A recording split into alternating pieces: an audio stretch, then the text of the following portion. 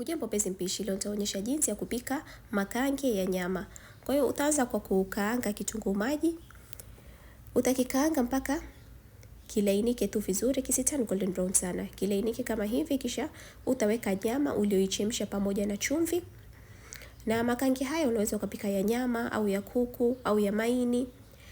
Kisha utaweka pilipili boga uliokata kwa urefu na carrot. Na kama una mapilipili boga ya rangi aina tofauti tofauti pia unaweza ukaweka ya yellow, ya red. Kisha utaweka kitunguu saumu na spices. Unaweza ukaweka pilipili manga, mdalasini, beef masala au spices tu upendazo. Utakoroga vizuri.